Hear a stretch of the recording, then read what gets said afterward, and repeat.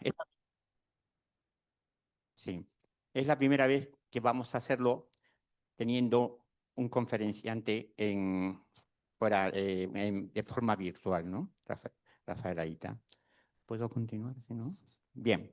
Entonces, voy a empezar indicándoles brevemente que nuestra Asociación Cultural Héroes de Cavite, el cual organiza este evento, tiene la semana que viene dos actos que con ellas finalizaremos en este semestre los que hemos estado realizando pues, por temas de la hispanidad. El primero será el lunes, el próximo lunes, que se hará también aquí, en Sigia 28, con un conferenciante que vive en Texas, y Jorge García Ruiz, que va a hablar sobre el tema de la independencia de Estados Unidos y la importancia de España en ese proceso. Tiene una visión bastante, digamos, no la versión que se enseña normalmente, no. Él plantea cosas importantes relacionadas con el legado y la importancia de España en la independencia. Y el jueves siguiente, el jueves de la semana que viene, en el Real Casino de Madrid, vamos a tener una mesa redonda hablando sobre la hispanidad, el renacimiento de la hispanidad. Pues con ese acto, que espero estáis todos invitados, vamos a cerrar el ciclo de este semestre. Bien, hablando de lo que vamos a presentar hoy, los ponentes son muy conocidos y creo que no tiene sentido el de plantear, leer cada currículum de ellos. Lo pone ya en la propia pantalla, en la propia diapositiva que estáis viendo. Luis Antequera, periodista, escritor y divulgador. Es un gran divulgador aquí. Rafael Aita, capitán Perú, que ha estado dando charlas con nosotros en años pasados y va a volver.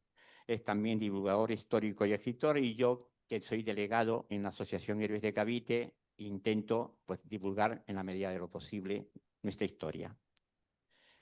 Para empezar, el título de la mesa redonda se llama El Virreinato del Perú, una historia ocultada o tergiversada. Yo voy a hablar un poco del por qué nos hemos planteado esta mesa con este título y, a su vez, dar un inicio de lo que fue el virreinato para después ya dar el paso a Rafael Aita, que nos dirá una posición o un punto de vista sobre el virreinato del Perú, y luego lo hará Luis Antequera. Por último, haremos preguntas y respuestas y estaremos pues ya en torno de una hora y cuarto, el tema se cerraría. Previamente a hablar del virreinato, quisiera decir una cosa importante. Hace 500 años fue el primer viaje de Francisco Pizarro allá, digamos, al norte de lo que es el Tahuantinsuyo, o por lo menos a Sudamérica. Entonces, ese viaje que empezó en 1524 y volvió a Panamá en 1525, se han hecho pues muchos actos tratando de explicar de que han pasado 500 años de una historia que teníamos conjunta con el Perú. 300 años de ellos fueron compartidos porque éramos una misma nación. Este es un ejemplo de los actos que se hicieron el año pasado, tanto en Lima, Cajamarca, Cusco, como en Madrid. Aquí abajo a la izquierda se ve, por ejemplo, una charla que dio Rafael Aita aquí en el Instituto de Historia de Cultura. Perdón, no, esto fue en el Colegio de Ingenieros de Caminos. Y a la derecha, también celebrando el 490 aniversario de la Fundación Española de Ciudad del Cusco, y se hicieron varios actos tratando de aprovechar esta efeméride para poder divulgar nuestra historia. Aquí más eventos que se hicieron y que por supuesto lo organizaba la Asociación Héroes de Cavite.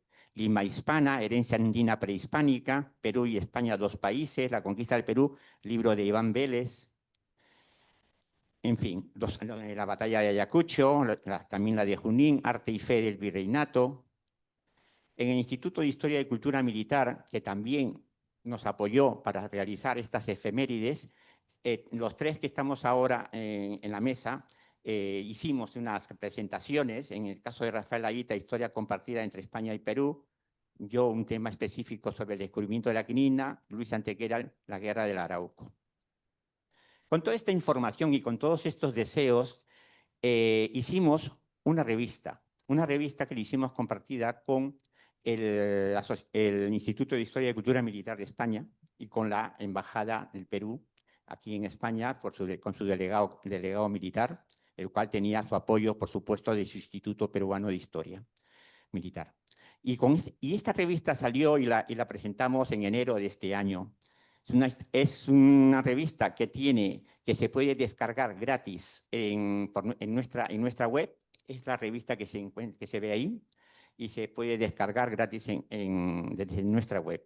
Su contenido, bueno, ¿qué se pretende con esta revista? Pues es una revista divulgativa, es decir, es un cuaderno divulgativo y tiene los 500 años de historia compartida, desde lo que era el Imperio Incaico, con su inicio, cuando fue imperio, no cuando era una simple, digamos, cultura en la zona del Valle del Cusco, y a continuación el periodo hispánico, que es el tema de la conquista y el tema del virreinato y la emancipación. Y por último, la República. Esto es la revista como tal. ¿Qué pasa? Que ahora estamos trabajando en una segunda edición. Y en esta segunda edición queremos incidir en lo que ponemos en rojo, en el virreinato, que son unos 280 años, porque al principio fue la exploración y conquista del Perú, hasta que llegó el primer virrey, 1542, pues entonces tenemos este periodo, que es realmente el periodo más importante que consideramos que es lo que queremos compartir, el periodo del proceso de hispanización en América del Sur. Este nuevo edición se va a sacar a finales de este año y esta nueva edición va a tener como prólogo las palabras de Rafael Aguita. Van a haber 4 o 5 artículos más relacionados con el virreinato y al final habrán unas palabras también por parte de otro compañero nuestro que es Carlos Leáñez. Bien, ahora, ¿por qué queremos hablar del virreinato del Perú y solo del virreinato del Perú? Porque el virreinato del Perú, como estaba diciendo anteriormente, es el proceso donde se encuentra la hispanización de América del Sur. Y como tal, insisto, es el proceso en el cual se hace la romanización en América del Sur, utilizando el mestizaje cultural y biológico y la evangelización en el idioma de las etnias que habían allí. Pero además, porque ha sido tergiversada y ha sido totalmente tergiversada o no contada. Y voy a poner un caso y un ejemplo específico, que es el que sale aquí del informe del Real Instituto Elcano, que en el septiembre de 2023 hizo un estudio, en lo cual se hizo una gran estadística haciendo en todos los países que son de Hispanoamérica, en este caso del Perú, y hacían la siguiente pregunta a las personas que pues estaban, que podían responder el test. Este test se hizo en todos los países, como digo, y además desde 18 años a mayores. ¿Qué país ejerció mejor dicho, está mal puesto aquí, perdón, qué país ejerció una mayor influencia en su historia en los siglos XVI, XVII y XVIII? Esa era una de las preguntas que es el motivo por el cual lo saco aquí a relucir. Bien, un 40% contestó que no era España. Es decir, el virreinato del Perú, para este 40% de personas, no era España el país o la nación más importante durante estos 3 siglos. Pero no solo es eso. Si solamente hablamos de los jóvenes, pasamos a un 52%.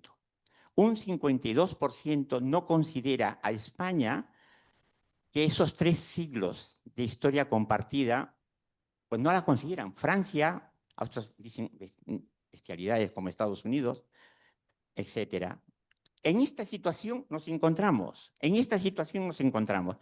Quiero decir que el 40% de media y un 52% de jóvenes. Quiere decir que la historia ya está yendo a peor contada. Otro ejemplo es por el tema de la música criolla. Este tema es realmente tremendo, porque la música criolla en el Perú es todo un símbolo que se festeja pues en todo el Perú y tiene su día del festejo y se canta, todo peruano lo conoce. Y pongo un ejemplo, porque hay varios, de la letra que tienen las canciones, donde lo que están diciendo es como que el Perú, lo voy a leer, mi Perú, un vals peruano mundialmente, es decir, cualquier peruano lo conoce y lo sabe cantar. Tengo el orgullo de ser peruano y soy feliz de haber nacido en esta hermosa tierra del sol, donde el indómito inca, prefiriendo morir, legó a mi raza la gran herencia de su valor. Luego viene el coro y luego así. Así es mi raza noble y humilde por tradición, pero es rebelde cuando coactan su libertad. Entonces uniendo alma, mente y corazón, rompe cadenas cuando la muerte vea llegar. Es decir, el virreinato no aparece aquí, y si aparece, aparece muy mal parado. Y esto es la realidad de la historia y lo que nos cuentan en el Perú. Bien, ahora voy a pasar a un tema de lo que es lo que es ya en sí el motivo de que estamos aquí en esta mesa redonda, el virreinato. El virreinato hay que diferenciar dos momentos muy claros: el virreinato de los Austrias y el virreinato de los Borbones. En el virreinato de los Austrias, el concepto era que la monarquía era compuesta. Se basaba en una unión diferenciada que se indica: los reinos se han de regir y gobernar como si el rey que los tiene juntos lo fuera solamente de cada uno de ellos. El virrey, pues, era el representante directo y superior del monarca español en América y su hombre de confianza. El virrey era como el rey, porque no necesitaba esperar o comunicarse con el rey para tomar decisiones. El 20 de noviembre de 1542, el rey Carlos I de España firmó por real cédula las llamadas leyes, las leyes nuevas, donde se crea el virreinato del Perú. Y es el primer virrey que llega al Perú en 1544. Allí es cuando empieza el virreinato del Perú. Anteriormente se habla de la conquista. Bien, importante decir que durante la dinastía de los Habsburgo, los gobiernos de los virreinatos disponían de una alta autonomía que permitió a las élites criollas consolidar su poder. Estos fueron 158 años de historia compartida, hasta que llegaron en 1700 los Borbones. Se realiza un cambio lento pero continuo. Se realiza un proceso reformista conocido como el despotismo ilustrado, que ya el imperio francés lo realizaba. Bien, la propia expansión del absolutismo borbónico afectó a la naturaleza del poder de los virreyes. Llegaron los visitadores, los intendentes, a las tierras americanas, que respondían directamente sus acciones al rey, no al virrey. Es decir, empezó a haber cambios importantes. Objetivos: romper el poder de la aristocracia criolla y debilitar el control territorial de la Compañía de Jesús. Estos objetivos implicaban una reformulación de las bases que había regido la relación de la corona con sus súbditos, como es evidente, como acabo de decir. Estamos hablando de 124 años.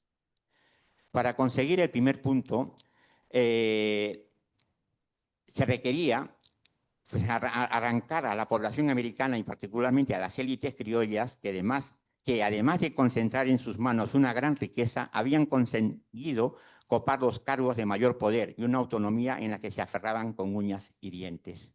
Una de las causas, ya como luego hablaremos, de la resistencia y empezar los temas, pues, como ejemplo lo de Tupac Amaru, segundo, etc.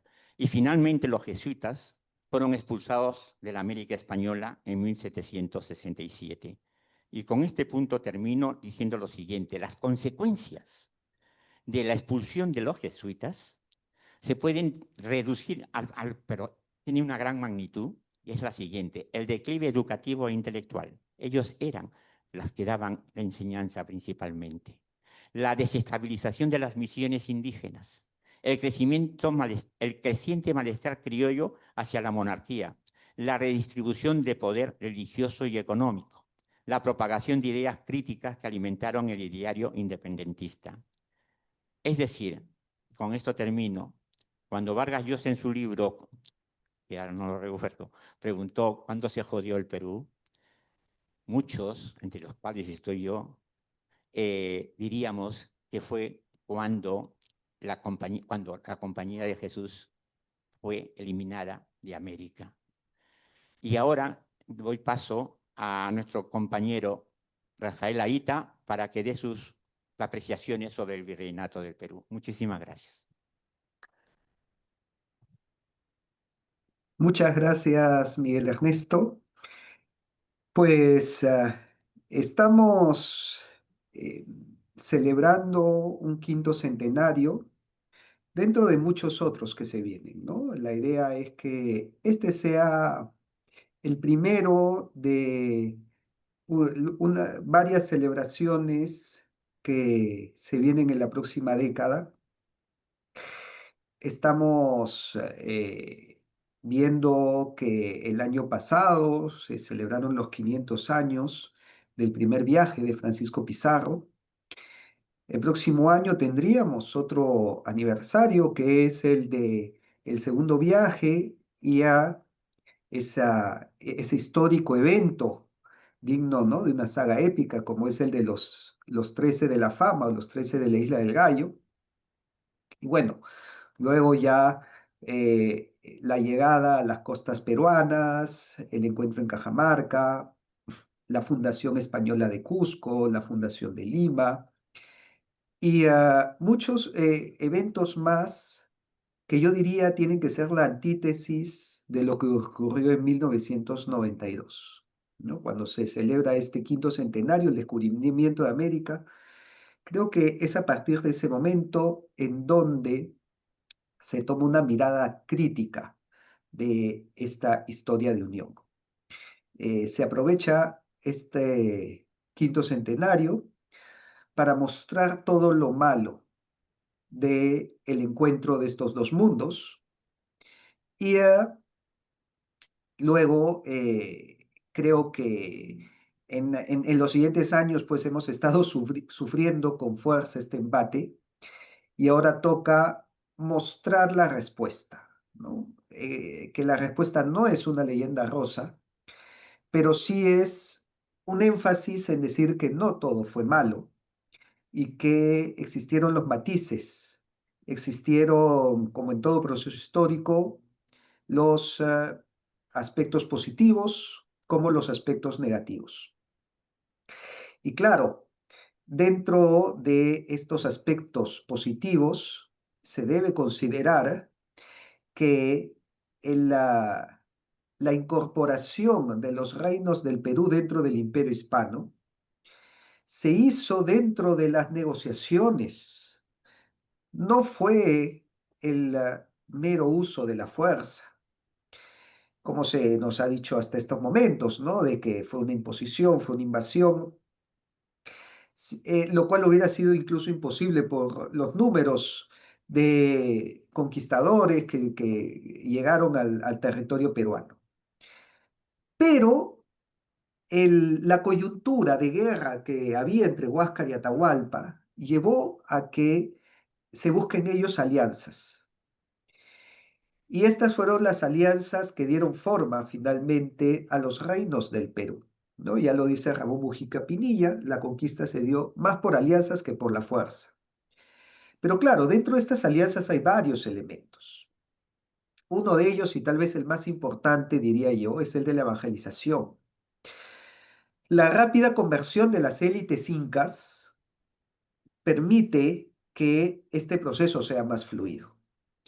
Y lo que de repente más llama la atención, y tal vez lo más difícil de aceptar el día de hoy, es que este proceso incluso sorprendió a los cronistas. Este es un hecho que a mí me maravilla, ¿no? Porque si nosotros dijéramos que los españoles inventaron una historia de los incas para evangelizarlos, pues lo que encontramos en los escritos es que los que supuestamente hicieron este invento son los primeros en maravillarse, en decir cuántas coincidencias existía entre el pensamiento cristiano y lo que estaban encontrando en tierras peruanas, que el día de hoy, y bueno, desde aquella época, se conoce como el semina verbi, las semillas del verbo, que van dejando en cada civilización,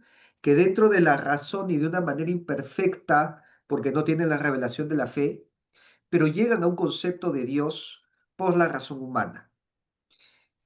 Y ya los incas habían llegado a un concepto de un hacedor, un ordenador, un sol que se encuentra por encima del sol.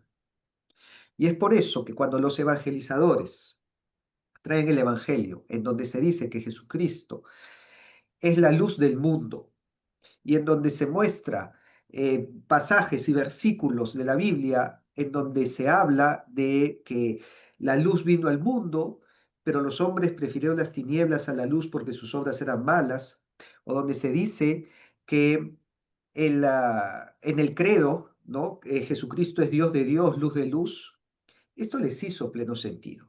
Esto ya encontraba una consonancia, ¿no? Una resonancia en lo anterior. Y es por eso que la fiesta más importante, incluso hasta el día de hoy en Cusco, es el Corpus Christi. Porque en el Corpus Christi sale en procesión la Eucaristía, en una custodia con forma de sol. Y esto para los descendientes incas era algo que no era extraño para ellos. Era algo que les resonaba con todo lo que creían sus antepasados y por eso veían en la llegada del Evangelio la plenitud de sus creencias anteriores. Obviamente esto es muy difícil de aceptar el día de hoy, dentro de un esquema racionalista, positivista, e incluso dentro de la hispanidad, ya que muchos mencionan que el tema religioso y de la evangelización era un tema cultural, una interpretación muy propia de la escuela materialista, en donde considera la lengua y la religión en el aspecto cultural. Pero acá es importante señalar que para los evangelizadores, para los sacerdotes, para el jesuita que se internaba en la selva, aprender idiomas extraños para poder llevar el evangelio no era algo cultural. Para él no decía estoy llevando la cultura española y por eso sacrifico mi vida. No, él estaba buscando salvar almas y eso justificaba incluso perder su vida. Si no entendemos este concepto, entonces toda la empresa de la hispanidad termina siendo una cáscara vacía. Esta espiritualidad es la que la llena. Que algunos no las tengan el día de hoy no significa que no haya existido en aquella época.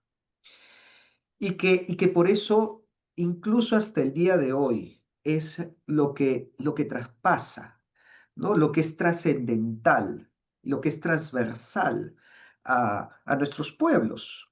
Y es por eso que ya vemos que por más que nos hayan puesto leyendas negras y nos hayan hablado mil aspectos negativos, encontramos que los pueblos de los Andes peruanos, incluso en el mismo Cusco, sale en procesión el apóstol Santiago.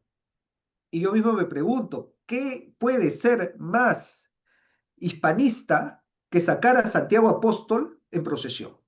¿no? Entonces, ahí nos damos cuenta que la leyenda negra no es tan fuerte cuando los elementos católicos y la espiritualidad católica está presente.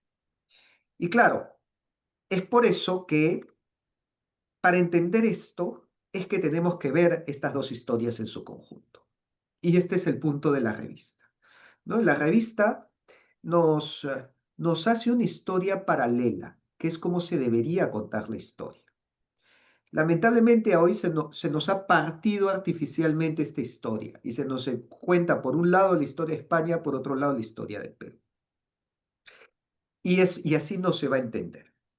No se puede entender el proceso de conquista si no entendemos cómo venía España. Muchas veces en el Perú, en Hispanoamérica en general, se piensa que España llegó como un imperio y se sorprenden mucho cuando les menciono que ese mismo año, 1492, Isabel la Católica estaba reconquistando Granada. O sea, la unidad peninsular tenía 9 meses a la hora de la llegada de Colón a América. Casi, casi como un parto.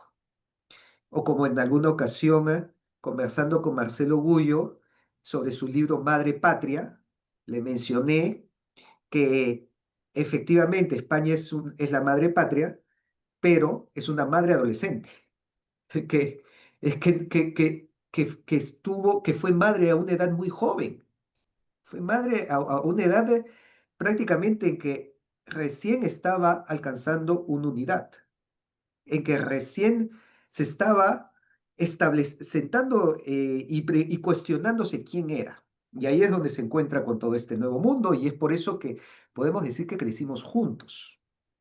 Cuando yo cuento eso acá causa sorpresa, dice, porque piensan que llegó un gran imperio con potencia, una potencia mundial, con barcos y con grandes ejércitos, y les digo, no, no llega así España.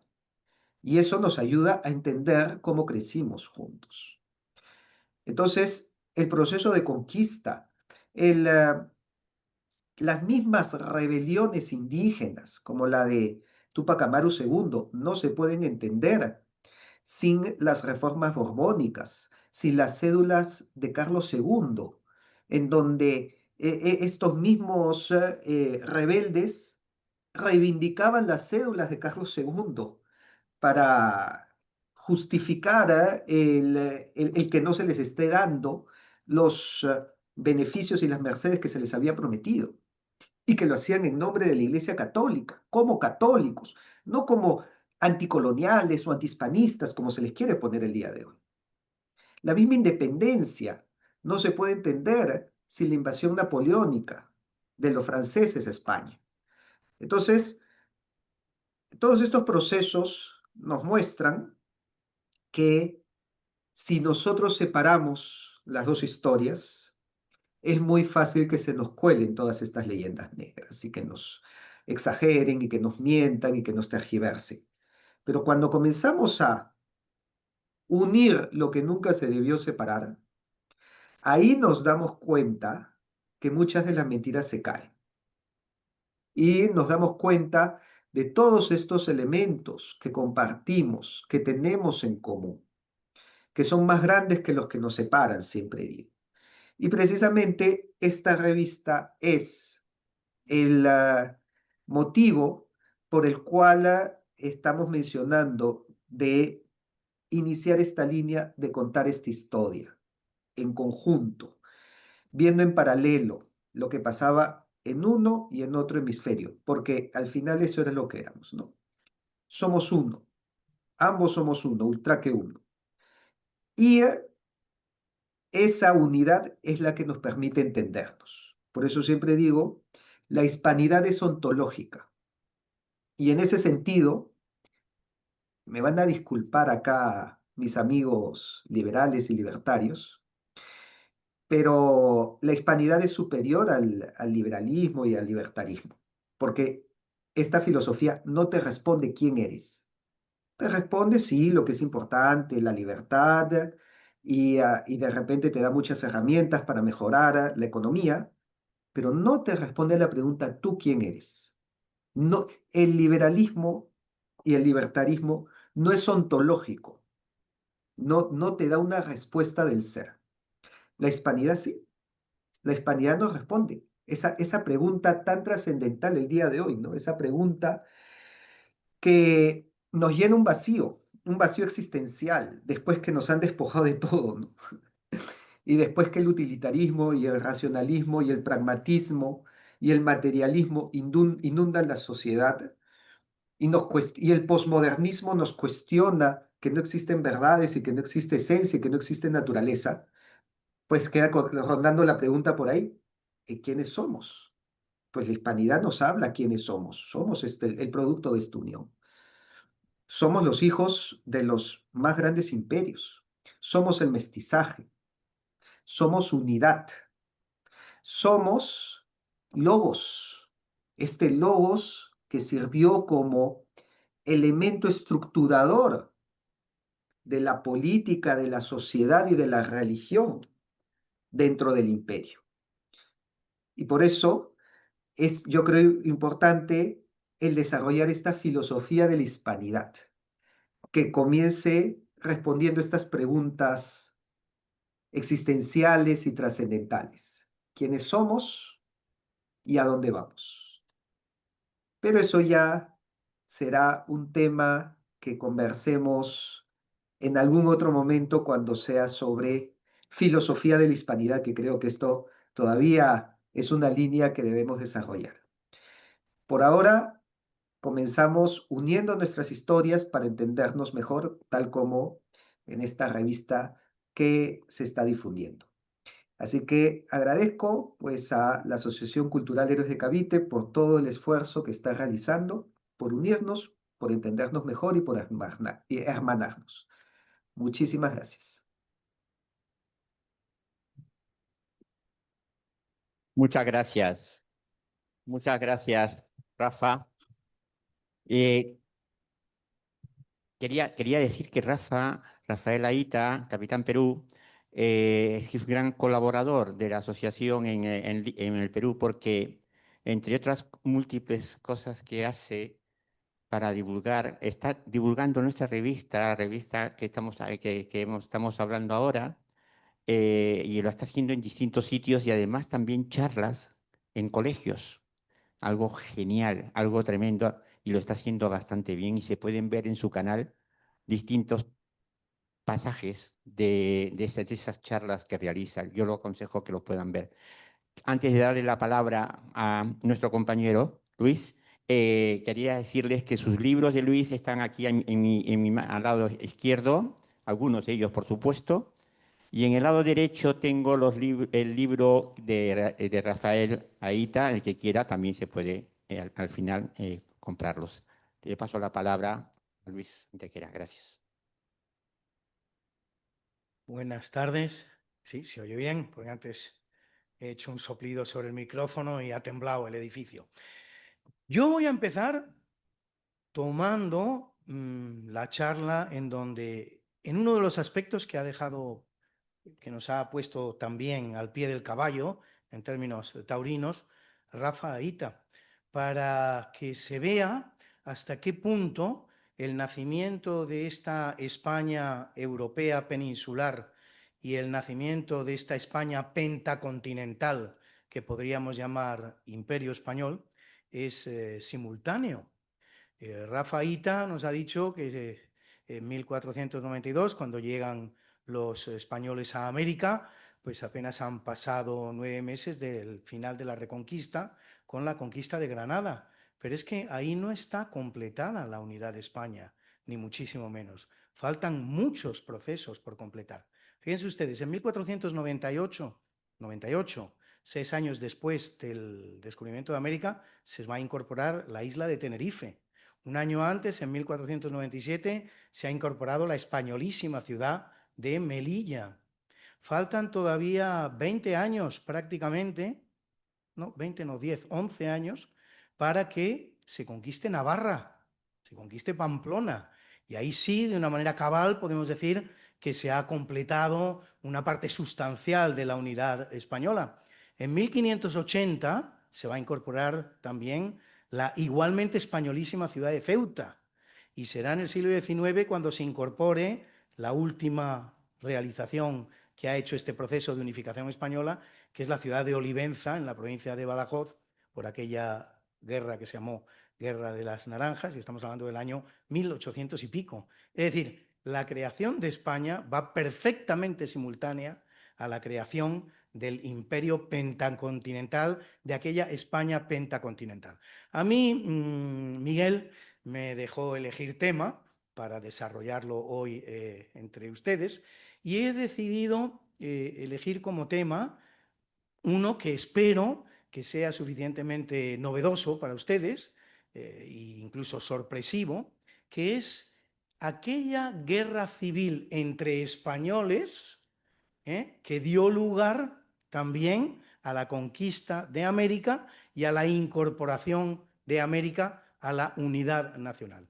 Se suele decir una frase muy afortunada, que utilizo muchas veces y que me encanta, que la conquista de América en realidad fue una guerra civil entre indígenas, de la misma manera que la secesión de América fue una guerra civil entre españoles. Es decir, en lo que se viene a entender que nunca se produjo una guerra entre españoles e indígenas, fue otra cosa, aunque hoy nos la presenten como una guerra entre españoles e indígenas, que tuvo un resultado en el siglo XV, a finales del siglo XV, determinado, y otro distinto, completamente opuesto, a principios del siglo XIX, esa guerra entre españoles e indígenas prácticamente no se dio.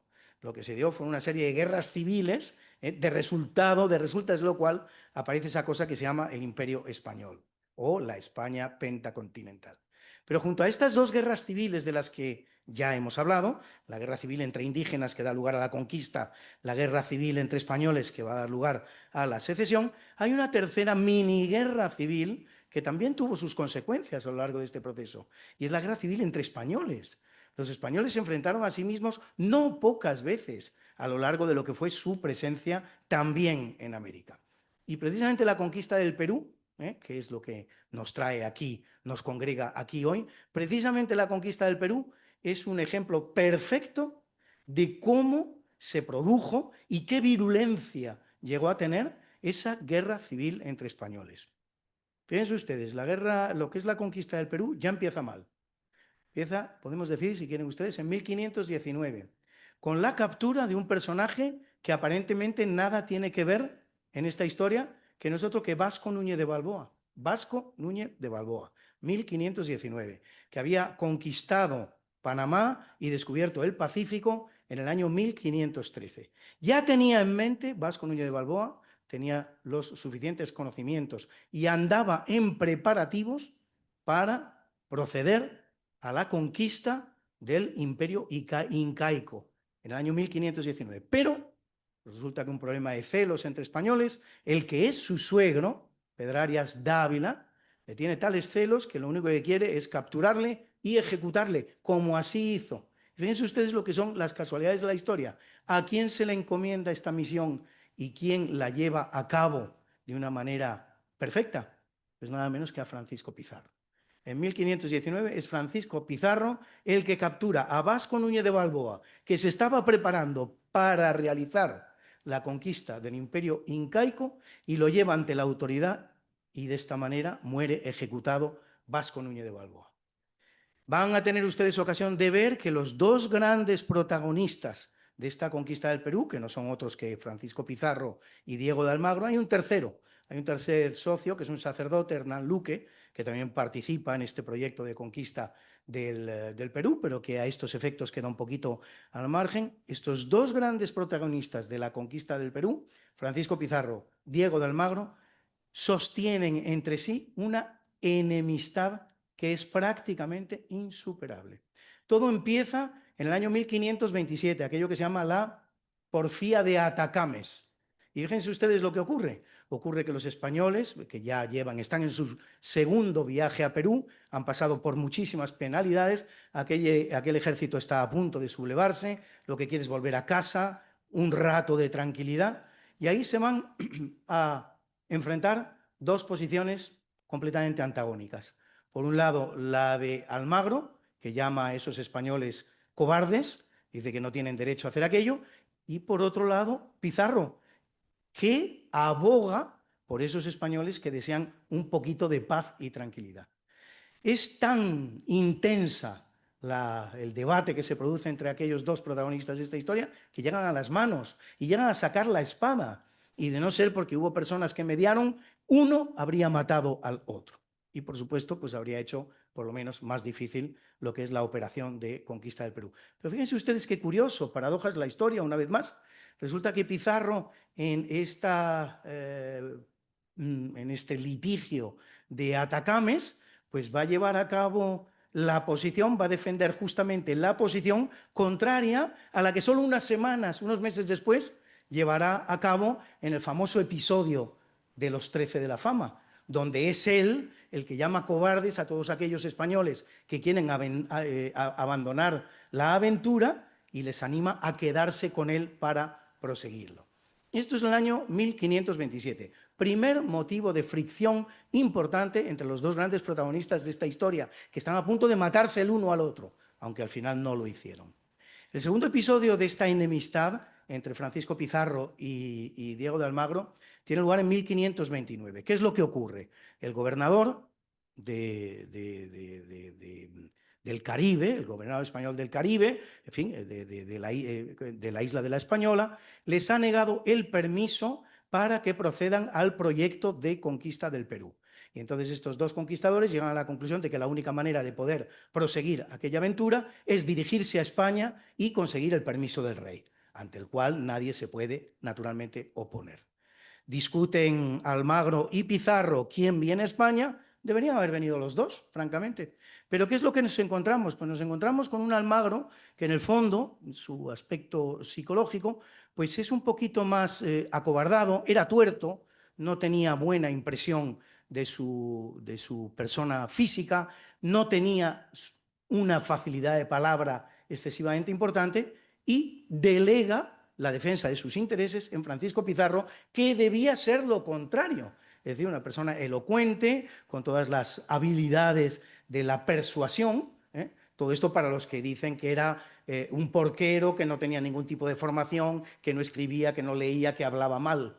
Pues parece ser que era todo lo contrario, una persona bastante elocuente y capaz de conseguir convencer a las personas de lo que eran sus propósitos. Viene a España Francisco Pizarro, lo hace sin Diego Almagro. Él parece ser que una vez en España, lo que va a defender en todo momento, de una manera leal, es una especie de bicefalía en el mando de esta conquista del Perú, pero aquí en España se lo desaconsejan. Dice, mira, si vas por esta línea no vas a conseguir nada. Aquí tenemos que tener un líder claro, saber con quién tenemos que hablar, quién es el jefe de esta expedición y, en todo caso, compensaciones para los demás, pero necesitamos un líder. Francisco Pizarro se ve abogado a la obligación de presentarse como líder. Y efectivamente, lo que va a conseguir en sus negociaciones en España va a ser mucho más para él que para los que son los dos socios en esta expedición. Hernán Luque, el cura, para el que va a conseguir el obispado de Tumbes, y por supuesto, Diego de Almagro, para quien va a conseguir unas compensaciones de tipo económico, que se ha nombrado hidalgo, que se ha nombrado incluso gobernador de lo que luego será Nueva Toledo, etcétera, pero nada por comparación a lo que consigue para sí mismo. Con lo cual, efectivamente, pues ya tenemos un segundo motivo de fricción importante entre los dos líderes de la operación. Estamos en el año 1529.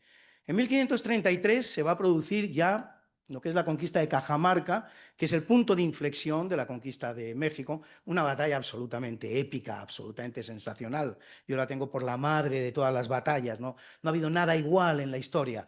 Claro, se puede analizar la batalla de Cajamarca desde aquí, es decir, una vez que se produce la batalla de Cajamarca, vamos a analizarla. Sí, claro, el Inca era un ingenuo, entró de cualquier manera, confió, lo que se quiera, fue derrotado. No, pero es que las batallas no se analizan así.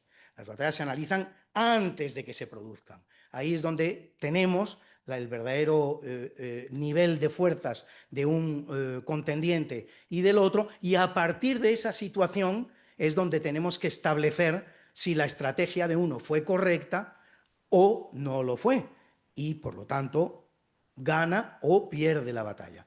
¿Qué es lo que nos encontramos desde ese punto de vista? Nos encontramos que un ejército, el español, tiene 160 soldados y 68 caballos.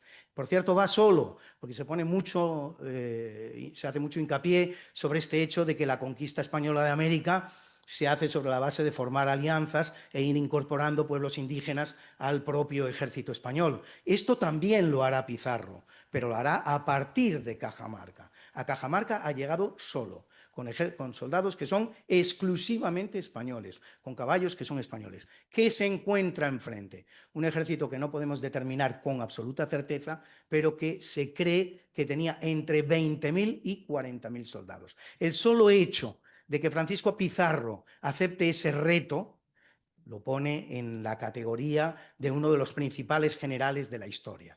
Él se entera unos meses antes de que el Inca Atahualpa está yendo hacia la ciudad de Cajamarca, y lo que yo siempre digo cuando analizo este tema, si yo hubiera sido Pizarro, dice, ¿dónde está Cajamarca? ¿Hacia el norte? Yo me voy hacia el sur. Eso está clarísimo. 100 soldados contra 40.000, no tengo nada que hacer. Y no, acepta el reto. Si él va a Cajamarca, yo también.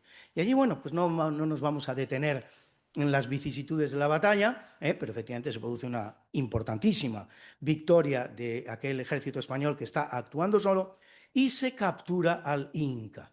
Va a ocurrir cosas muy importantes a partir de ese momento, porque al Inca se lo va a ejecutar. Se lo va a ejecutar no porque no fuera en justicia, y permítanme la redundancia, justo. Es decir, el cargo del que se le va a acusar es suficientemente grave como para haber justificado aquella ejecución. Ha ordenado ejecutar a su hermano Huáscar contra las instrucciones recibidas por parte de Francisco Pizarro. Esta es la acusación principal, hay otras menores, esta es la principal. Justifica perfectamente la ejecución del Inca.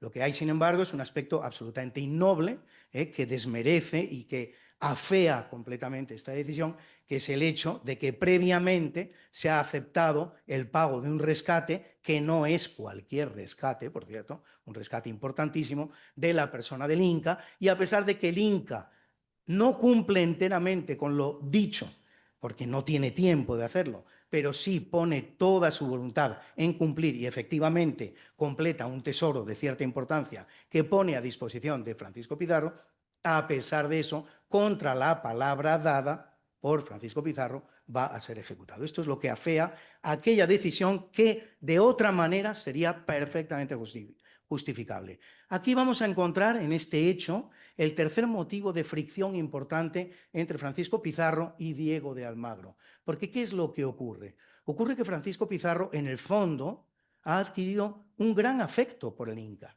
hasta tal punto de que se va a casar con su hermana, Quispe Sisa, y departe con él, juega con él, se dice que jugaban al ajedrez, verdaderamente adquiere una simpatía por Atahualpa, que por otro lado le está enriqueciendo en modo tal.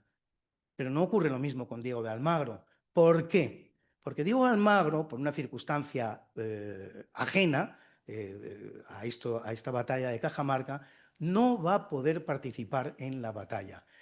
Sus tropas se han quedado atrapadas en Panamá sin conseguir el permiso del gobernador para seguir avanzando y acompañar a Francisco Pizarro en la toma de Cajamarca y en la captura del Inca. ¿Qué es lo que esto quiere decir?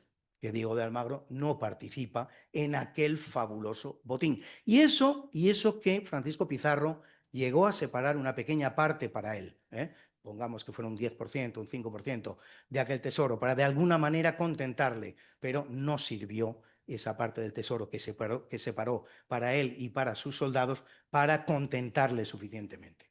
Es decir, la enemistad entre Francisco Pizarro y Diego de Almagro en estos momentos es absoluta, total e insalvable. A partir de este momento se trata de dos soldados que ya no pueden entenderse entre sí. Se dice que efectivamente el verdadero instigador de la ejecución del Inca va a ser Almagro. ¿Por qué? Porque Almagro veía en el Inca un obstáculo para enriquecerse él. En la medida en que el Inca estaba vivo y que las tropas españolas estaban paradas en Cajamarca, no se avanzaba, no había nuevas batallas, no había nuevas campañas y por lo tanto Diego de Almagro no podía obtener el botín que deseaba obtener. Bueno, pues parece ser que contra la voluntad de Pizarro y a favor de la voluntad de Almagro es cuando se va a producir la ejecución del Inca Atahualpa. Estamos en el año 1833. Tenemos ya a los dos grandes generales de esta conquista irremediablemente enfrentados. Por si todo esto fuera poco, irrumpe en el escenario un nuevo agente español, absolutamente inesperado, Pedro de Alvarado. ¿Quién es Pedro de Alvarado? Pedro de Alvarado es el número 2 de Hernán Cortés, es uno de los grandes conquistadores de México y además el protagonista indiscutible de la conquista de Centroamérica.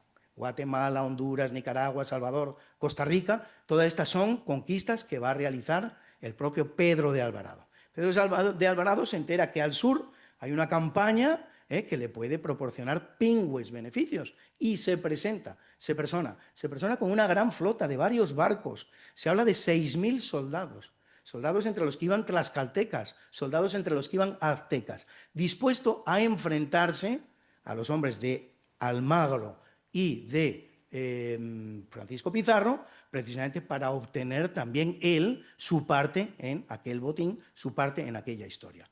Una vez más van a prevalecer precisamente ese carácter negociador, ese carácter afable, ese carácter conciliador, hasta donde se puede hablar en un militar como era él, de Francisco Pizarro, que va a conseguir negociar con Pedro de Alvarado y hacer que ese ejército que venía contra él, sin embargo, se le una. Se le va a pagar a Pedro de Alvarado una fabulosa cantidad de dinero, que dicen algunas crónicas que fue incluso superior a lo que había obtenido en la conquista de México, y a cambio de eso Alvarado va a dejar todo aquel ejército que llevaba, con aquellos barcos, con aquel armamento, a disposición de los conquistadores del Perú. Fíjense ustedes qué curioso, ¿no? Que gracias a esto nos vamos a encontrar a los tlaxcaltecas que han conquistado el imperio mexicano, que han conquistado el imperio azteca, trabajando también en la conquista del imperio incaico. Y lo que no debemos olvidar es que años después estos tlaxcaltecas trabajarán también en la conquista de las Filipinas.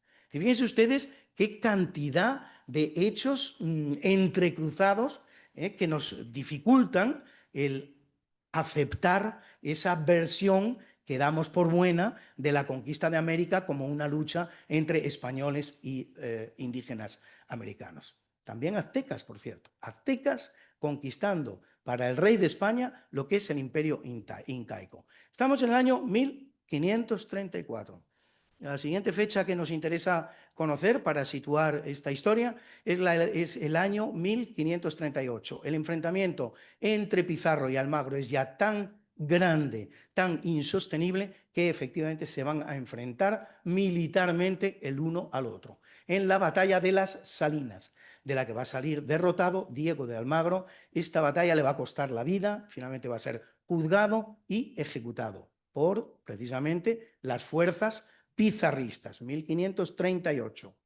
3 años después se produce el siguiente episodio de este proceso insalvable de enemistad entre pizarristas y almagristas. Y ocurre que una banda o un comando, vamos a decirlo así, de almagristas se conjura y se prepara para dar muerte a Francisco Pizarro, cosa que van a hacer a la puerta de su misma casa. 12 almagristas se van a presentar en la puerta del Palacio de Pizarro en la ciudad de Lima y allí le van a dar muerte. 12 espadachines contra Pizarro. Parece ser que el viejo Pizarro, que ya tenía 60 y tantos años de vida, se va a defender de una manera absolutamente gallarda, pero al final va a ser abatido, va a caer al suelo y allí se le va a dar la puntilla final, cosa que va a hacer un soldado que se llama Juan de Rada, que es el que le va prácticamente con la espada a degollar en el suelo, a clavar la espada en el cuello. Estamos en el año 1541 en que se pone fin de esta manera a la vida de Francisco Pizarro. Esto no termina aquí. Por cierto, ese comando en el que participa este soldado llamado Juan de Rada, no sé si lo he dicho, va dirigido por el que es el hijo mestizo de Diego Almagro, conocido como Diego Almagro el Mozo, nacido en Panamá, fruto de los amoríos de su padre, Diego de Almagro, con una indígena panameña. es decir, este temprano mestizaje que no se pone en cuestión en ningún momento de lo que es la conquista y fusión de los pueblos, por un lado español y por otro lado los distintos pueblos indígenas que existen en América, que por cierto esta es otra, no hay un único pueblo indígena en América. Es decir, son cientos, son miles de pueblos indígenas los que existen en América, que tienen sus dedos pendientes los unos con los otros y que no están coaligados contra España porque no tienen nada en común entre ellos, sino todo lo contrario, una serie de deudas que pedirse los unos a los otros. En el año 1542 va a tener lugar un nuevo enfrentamiento entre pizarristas y almagristas en lo que se llama la batalla de, y ahora no me viene el nombre, caray, batalla de Chupas, la batalla de Chupas, en la que va a ser capturado Diego de Almagro, de la misma manera que su padre va a ser juzgado, va a ser ejecutado. Fíjense ustedes lo que son, hasta dónde llegaba el odio que se había producido ya entre aquellos soldados que se van a tomar la molestia, los pizarristas, de buscar al mismo verdugo que había matado a Diego de Almagro padre, para que sea él el que ejecute a Diego de Almagro hijo, a Diego de Almagro el mozo. No termina aquí la guerra civil, en la que ya hemos visto incorporarse personajes venidos de todos los distintos lugares del universo americano, ¿no? Incluso exconquistadores mexicanos. No. Se va a incorporar a la batalla un nuevo agente. Ahora se trata de la autoridad virreinal. La autoridad virreinal procedente de España, con las leyes españolas, se incorpora a este conflicto civil entre españoles. ¿Qué ha ocurrido? Ha ocurrido que en 1542 se han pronunciado, se han publicado, se han, en definitiva, puesto en vigor las leyes nuevas de las que ya hemos tenido ocasión de hablar en esta tertulia. Las leyes de Indias nuevas, 1542, las que crean, por un lado, el virreinato del Perú y las que, por otro lado, están poniendo fin, están derogando aquella institución llamada de la encomienda y que hasta ese momento había estado tanto en vigor en aquellos territorios americanos.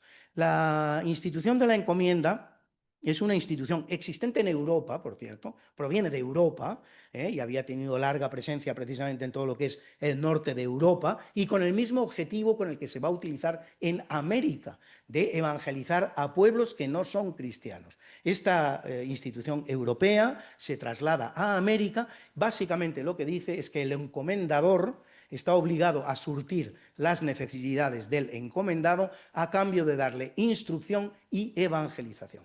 Pero en 1542, 50 años después de comenzada la presencia española en América, se entiende por parte del emperador Carlos V y de las autoridades peninsulares que ya no tiene sentido seguir utilizando esta institución en América y que por lo tanto queda absolutamente derogada. Lo que había ocurrido también por su parte es que muchos de los conquistadores y de las personas que estaban, en fin, que tenían cierta capacidad en aquellos territorios, estaban utilizando esta institución para obtener, en definitiva, mano de obra barata. Por lo tanto, es lógico que estas personas que están allí, estos encomenderos, que tienen una serie de indígenas a los que utilizan en una situación de semi-esclavitud, si quieren ustedes, o de esclavitud atenuada, pues se opongan a la derogación que se impone desde España con las leyes nuevas de 1542. Y esto va a dar lugar a una nueva guerra civil en el mismo ámbito del que estamos hablando.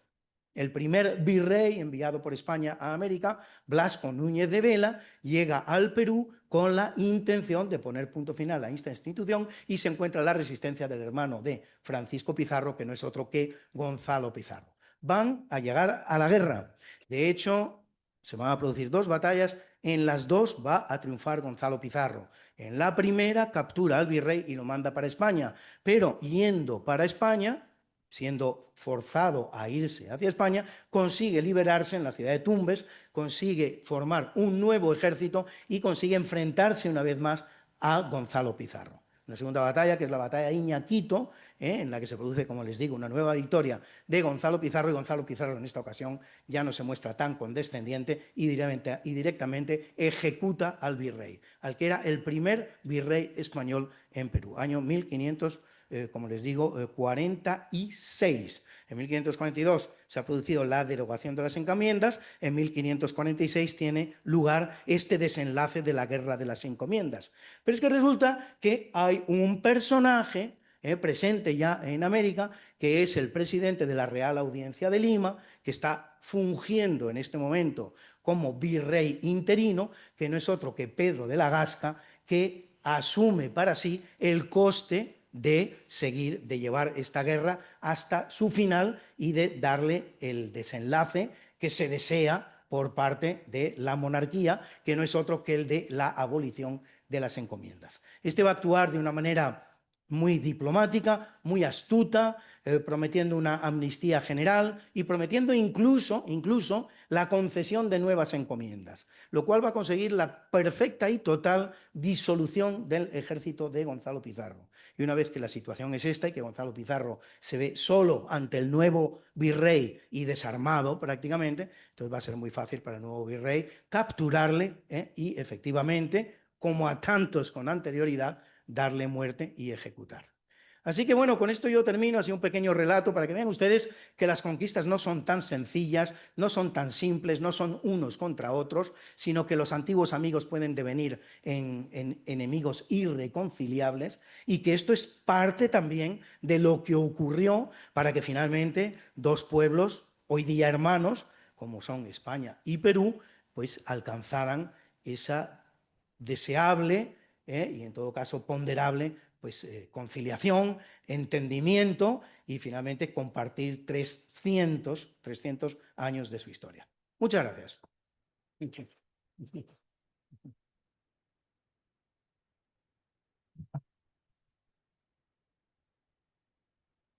Muchas gracias, Luis. Muchísimas gracias. Se han tratado tres temas distintos, todos de ellos es la historia compartida. Me gustaría, antes de que empezara las preguntas, si Rafa quisiera dar algún comentario, observación o su punto de vista a lo que ha estado comentando ahora. ¿Se escucha? Luis Antequera. Yo lo que sí quisiera decir es que, porque ya varias veces lo he escuchado a Luis hablar sobre lo de Cajamarca, la captura del Inca en Cajamarca, y como él dice, no se trata de cómo la estrategia hay que estudiarla previamente, ¿no? Si hablamos, por ejemplo, de las estrategias de Blas de Lezo, también cuando se encuentra con una mayoría por parte del enemigo, pues tiene que buscar estrategias militares.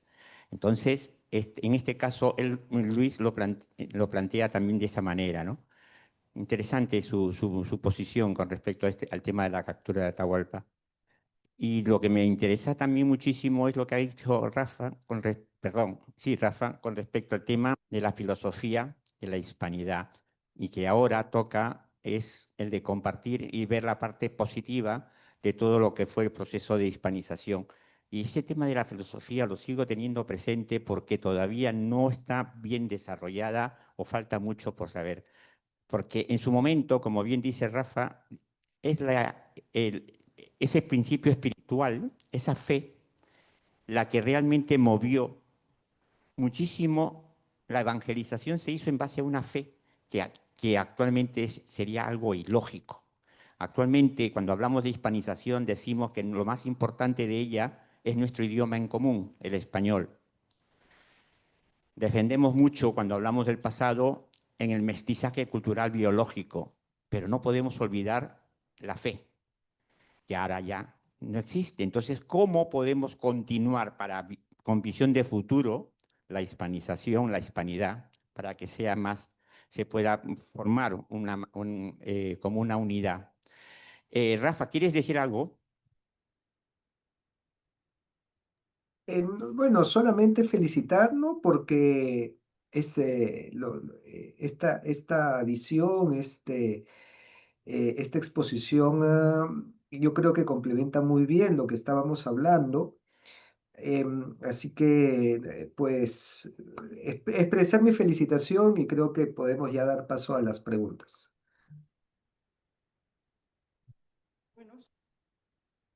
Creo que estás planteando un tema que en este momento es crucial, ¿no? Es decir, ¿a dónde vamos? Es decir, todo esto que hemos iniciado, que se ha iniciado con energía de 3, 4 años para acá, porque no tiene muchos más años. Lo que yo doy en llamar, no sé hasta qué punto los demás lo darán en llamar, el nuevo hispanismo del siglo XXI.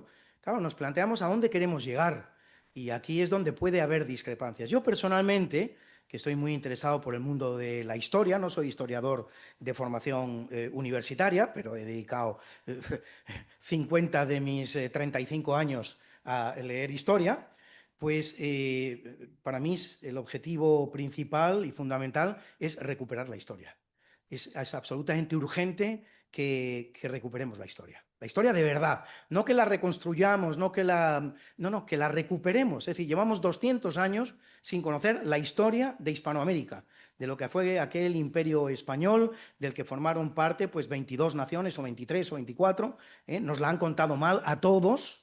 Nos las han contado mal desde nuestros propios gobiernos, no es que hayan venido delegados británicos o franceses a contarnos nuestra historia, lo estamos haciendo nosotros mismos y es absolutamente para mí imprescindible pues el recuperar la historia. Yo con eso me parece no poco objetivo y me doy por bien pagado.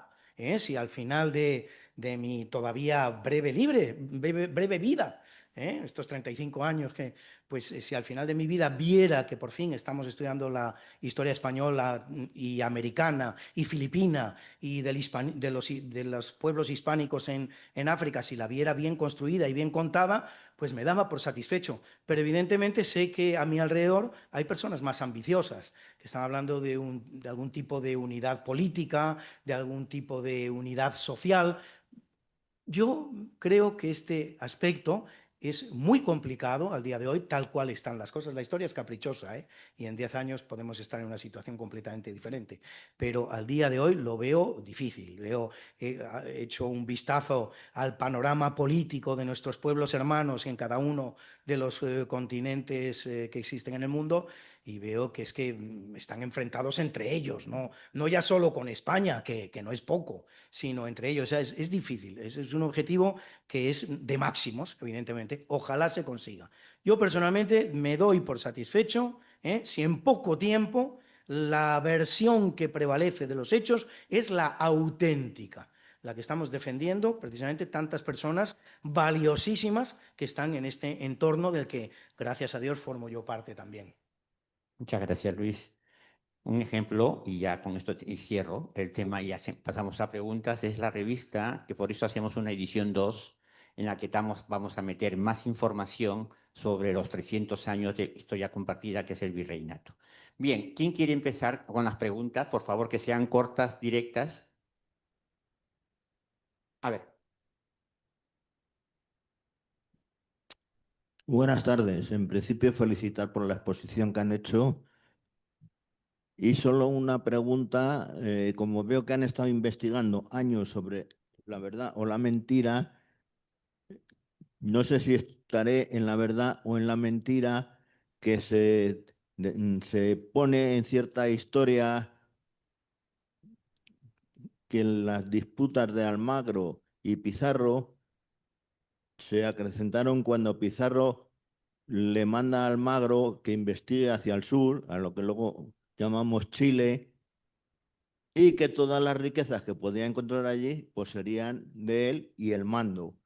Y cuando Almagro llega allí y se encuentra lo que se encuentra y le palean un poco los mapuches y vuelve más bien muerto de hambre, piensa que ha sido una traición de Pizarro, que los mandó a posta para quitárselo del medio y es por lo que se acrecienta esa enemistad. No sé si es lo cierto en su investigación o es parte de la leyenda. Gracias. Simplemente, tan sencillo como eso, respuesta muy breve, no diría que no.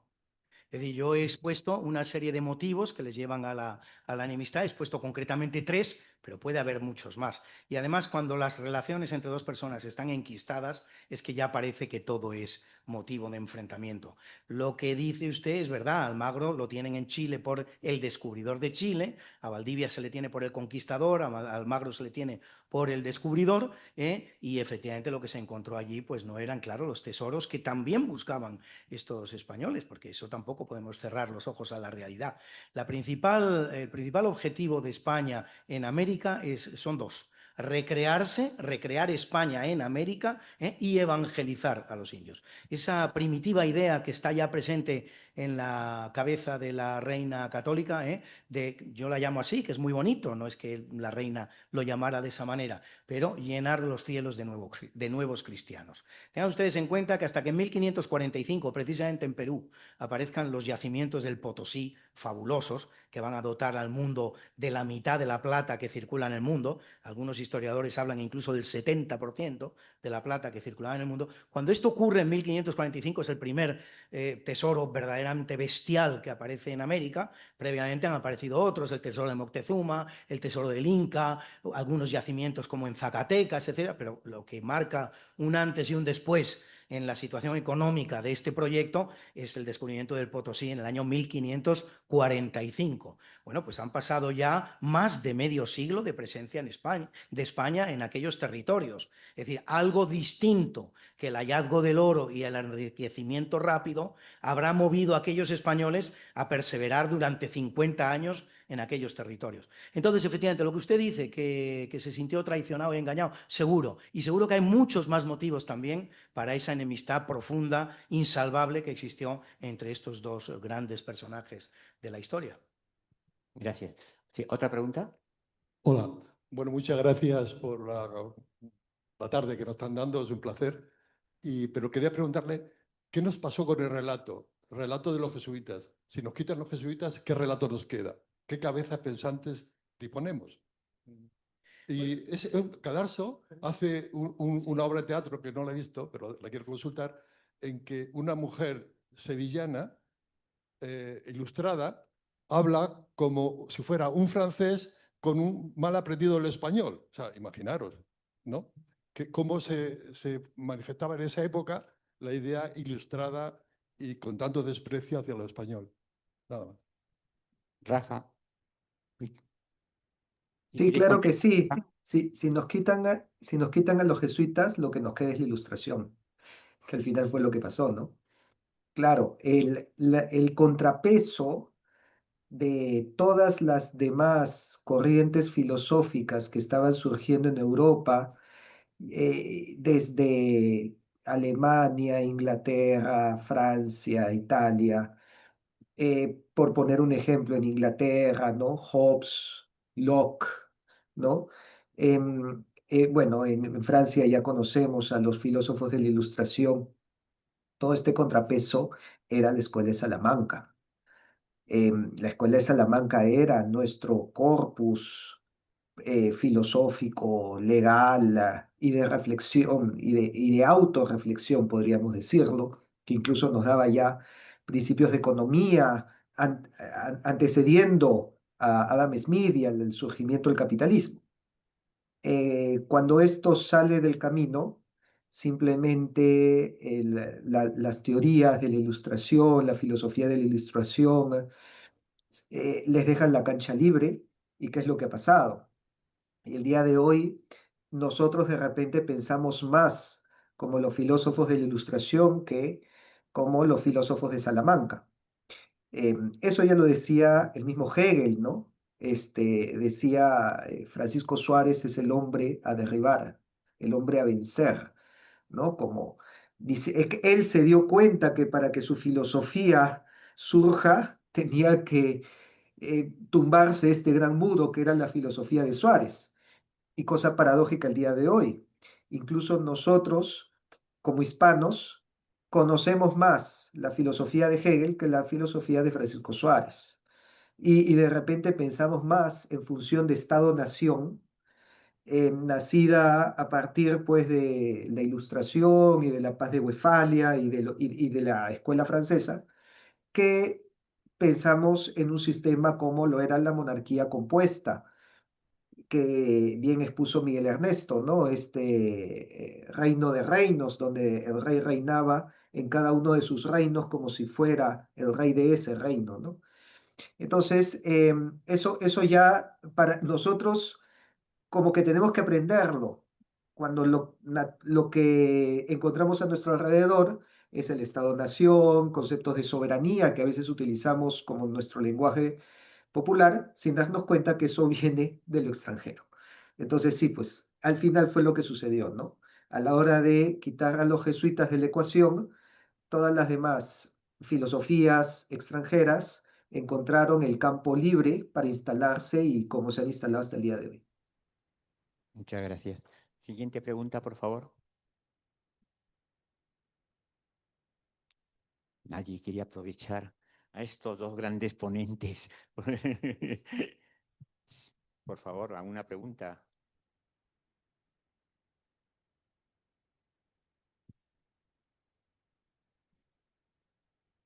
Hola, yo estaría muchas horas hablando, porque he estado viviendo en América, en México y en Paraguay.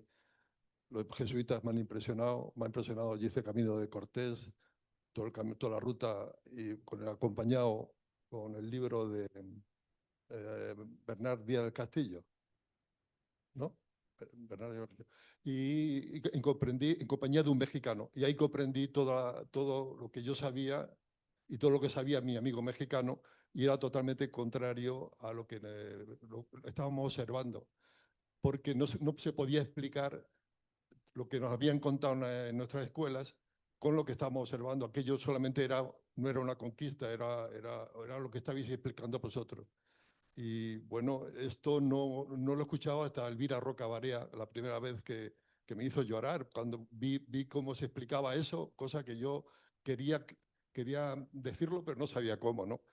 Y que, bueno, sois vosotros, gracias a Dios, los que estáis levantando esa losa de la tumba para revivir algo real que yo he vivido allí con mis amigos americanos y que no sabía expresarlo, pero que vosotros de verdad estáis haciendo algo increíble, increíble, levantar esa losa tan grande que como yo español, y que te he escuchado decir que, o no sé si a otro, estoy nervioso, al otro que ha hablado, que hay que buscar no la leyenda rosa, me importa un carajo, lo que me importa es que mi pueblo, que sois todos vosotros, seamos positivos en nuestra historia, ¿no? Porque la historia no la conoce nadie, ni siquiera los que la vivieron.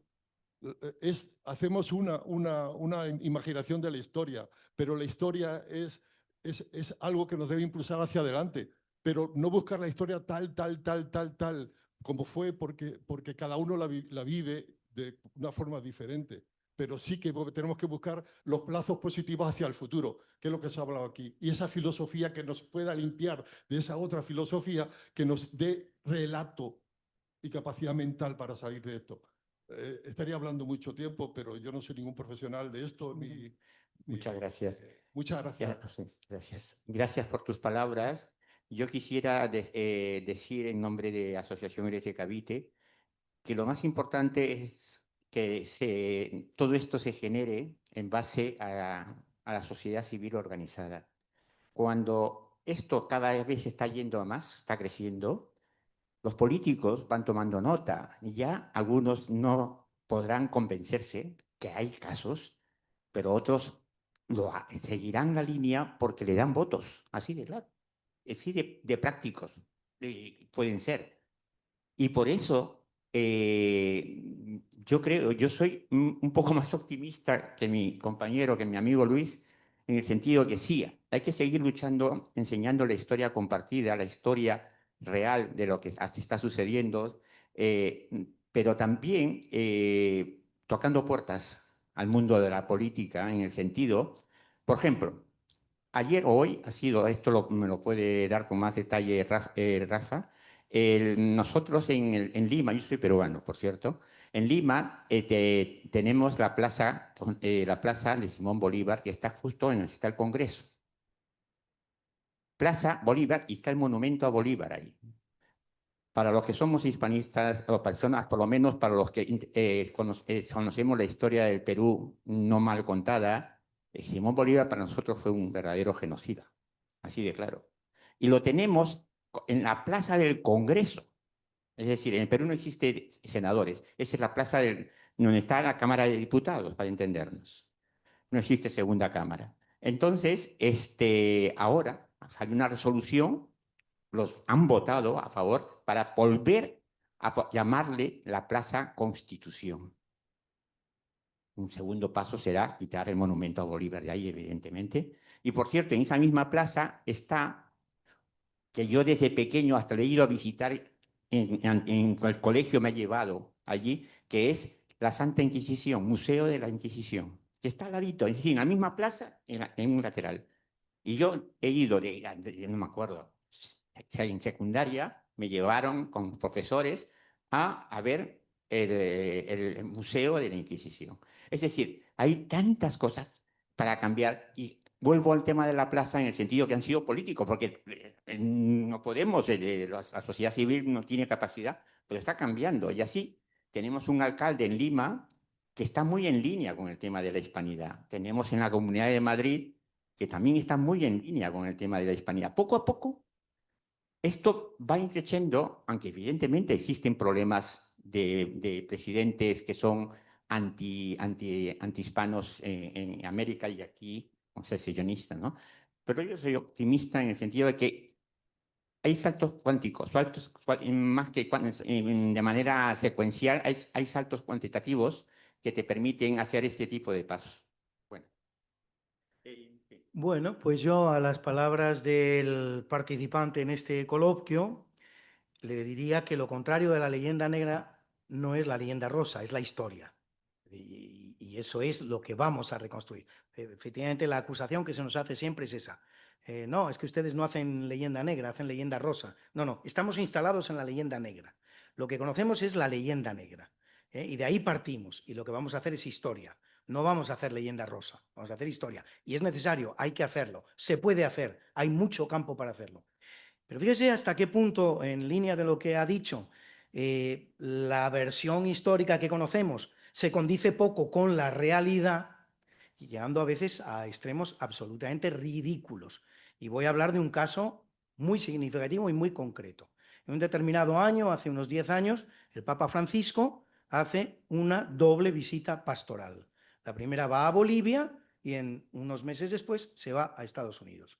Cuando está en Bolivia, ante un escenario de 1 millón de personas prácticamente, no eran menos, probablemente incluso serían más, todos indígenas, o indígenas en un 90%, porque es lo que da Bolivia de sí, pidió perdón por los errores de la evangelización española. Lo pidió a un escenario, a un auditorio que estaba formado por 1 millón de indígenas que habían sido, en definitiva, el sujeto de aquella evangelización española. Acto seguido se va a Estados Unidos y allí vuelve a realizar una visita pastoral y vuelve a realizar una declaración, vuelve a pronunciar unas palabras.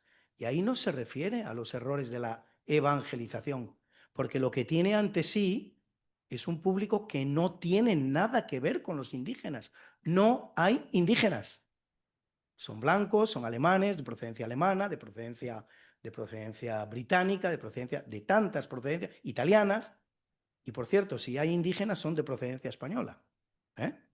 No precisamente los que estaban allí cuando llegan los colonizadores anglosajones protestantes. Y ahí no dice nada. Pero es que no era el momento de haberse hecho la pregunta. No era un momento propicio para, vamos, me han enseñado esto y tal, pero qué raro lo que estoy haciendo, ¿no? Es decir, vengo hace 2 meses de Bolivia, ahí he pedido perdón por los errores de la evangelización, aquello está lleno de indios, que son todos católicos. Aquí no hay ni católicos ni indios. Y no pido perdón por nada. ¿Pero qué pasa? Era tierra vacía. Estados Unidos era una tierra vacía, no había nada. Era tierra inhóspita. ¿Cómo es posible que ahora no vea en Estados Unidos lo mismo que había visto previamente en Bolivia? Todo esto lo utilizo con la única finalidad de que quede bien claro cómo la realidad que palpamos cada día no se corresponde en nada con el discurso que hacemos. Es absurdo ese discurso ante esa realidad. Por lo menos tiene uno que preguntarse cosas, por lo menos. Yo otra pregunta que me hago, en el famoso año de la pandemia, en que todos hicimos cosas raras, bueno, pues nosotros con mi mujer, que estaba haciendo un curso de francés, estaba en el trance de aprender francés, yo he vivido en Francia, y hablo un poquito de francés, pues dedicamos aquel año a ver una serie que se llamaba Secret d'Histoire, Secretos de la Historia, donde en cada episodio nos enseñaban Bueno, muchas cosas, porque es una serie magnífica que recomiendo a todos ustedes, por cierto, de episodios históricos de todo el mundo. No vean el episodio de Isabel la Católica porque da verdadera pena, pero los demás véanlos. Y yo, en el recorrido que hacían por las ciudades francesas, veía unos palacios fantásticos, increíbles, palacios reales, palacios de los distintos nobles. Y digo, ¿y esos palacios dónde están en España? Si estamos hablando de los siglos XVI, XVII y XVIII, donde la potencia era España y la que traía el oro, no el 100% del oro, ese quinto de oro que correspondía a pagar en impuestos, hoy pagamos un 21% de IVA, entonces era solamente el 20%, ese 20% que venía a España, que venía a Europa, lo traía a España. ¿Dónde están esos palacios en España? ¿Cómo es que están en Francia y no están en España? Claro, pues están en América. Son las catedrales que hay allí, son las iglesias que hay allí, son las plazas, son las ciudades, son los caminos, son los acueductos, son las universidades, las escuelas, los hospitales. Mientras Francia hacía palacios, en esos siglos XVI, XVII y XVIII, donde la potencia era España, y la que traía el oro o plata a Europa era España, España estaba construyendo allí, mientras los franceses se hacían palacios aquí. Todo eso es esa realidad a la que tenemos que mirar para hacernos preguntas y responderlas. Lo que no podemos es estar en un relato que no explica para nada lo que vemos. Contamos una cosa y estamos viendo otra completamente diferente. Pues eso es lo que tenemos que preguntarnos. Bien. Gracias. Sí, una última pregunta.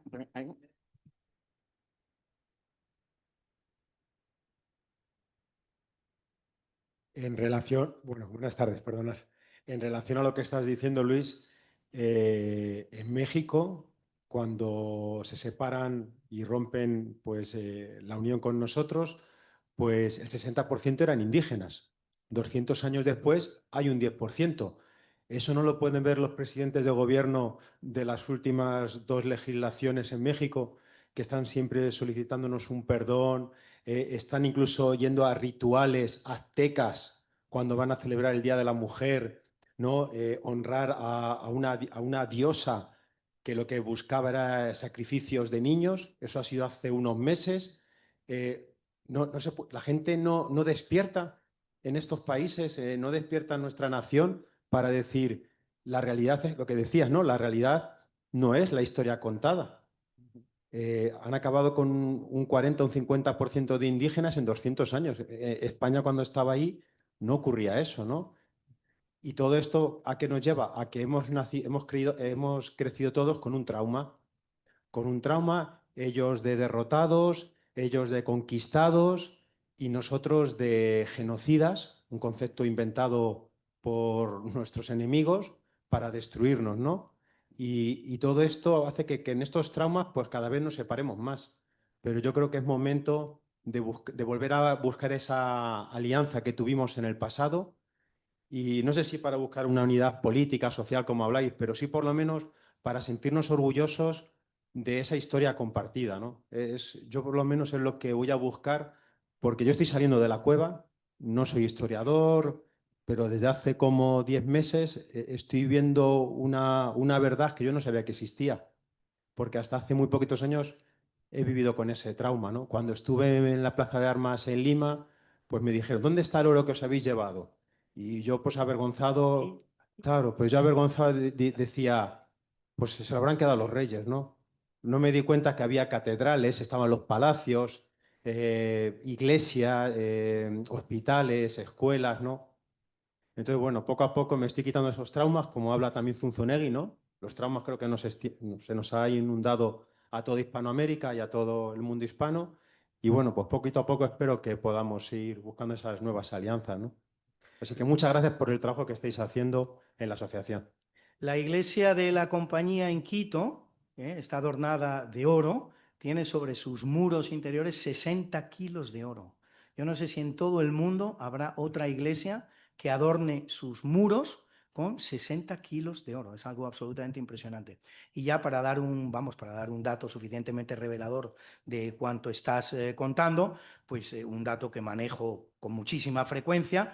Es decir, al día de hoy, la composición demográfica de los pueblos hispanos es, grosso modo, discutible, desde luego, pero grosso modo, pues podríamos hablar de un 10% de poblaciones blancas puras, podríamos hablar de un 20% de poblaciones indígenas puras, y estamos hablando de un 70% de mestizaje en los pueblos españoles. Esto es magnífico. Esto, si hubiera que destacar de estos 3 siglos de historia compartida entre América y España un dato o un proceso, yo me quedo con el proceso del mestizaje. 70% de los que habitan en América y en otros lugares en los que España estuvo, 70% componen una raza nueva llamada mestiza, que es producto de la fusión de españoles con los distintos pueblos indígenas en cada sitio. Vamos a esas mismas proporciones en los Estados Unidos. O con los territorios de los holandeses. O sea, Claro, claro. Bueno, pues yo lo voy a hacer con los de Estados Unidos, que es el dato que conozco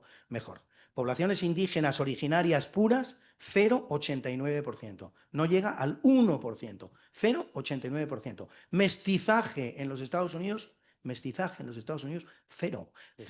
0,0000 hasta el infinito. Cero. No ha habido mestizaje. Alguien podría decirme, finalmente, pues Luis, te equivocas, porque yo he estado en Estados Unidos y resulta que he ido a Nueva York, a Chicago, San Francisco, tantos sitios, y en todas partes he visto muchísimos mestizos por la calle. Sí, mestizos hispanos, los que han cruzado la frontera de Río Bravo y se han instalado en los Estados Unidos. Lo que no te vas a encontrar son apaches, sioux, mohicanos. Eso no existe. Vamos a entonces ya cerrar, a cortar. Rafa, ¿quieres despedirte, decir algunas palabras que vamos a cerrar ya el acto? Sí, encantado, agradecerles por esta oportunidad. Recomendarles que busquen mis libros. Dicho sea de paso, me comentan de que tengo nuevos libros en España que pueden encontrar. Aparte de Los Incas Hispanos, que está en Amazon, ahora también pueden encontrar por Amazon Fábulas de una sociedad moderna, que es una crítica a nuestra sociedad en forma de fábulas. Y también me dicen que ya está publicado El fin de la cultura woke, que seguramente también les puede interesar por toda esta coyuntura que se está viviendo. Además, bueno, que ya también recomendarles que me busquen por redes sociales, en donde van a encontrar videos, entrevistas, en donde hablo muchísimo más a profundidad de nuestra historia, a fin de romper todas las leyendas negras que tanto nos infestan. Muchas gracias, Rafa. Bueno, ¿quieres decir unas últimas palabras? No, yo creo que ya lo he dicho todo. ¿No? Pues nada. He hablado. bien hablado. Muchísimas gracias por vuestra asistencia. Se cierra.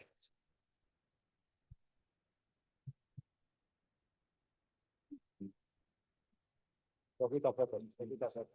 No, yo estoy con los de municipales, pero no lo hablo personal, no, como yo he empezado. Y claro, esto. Los algoritmos. Al final los algoritmos van a ir contra ellos.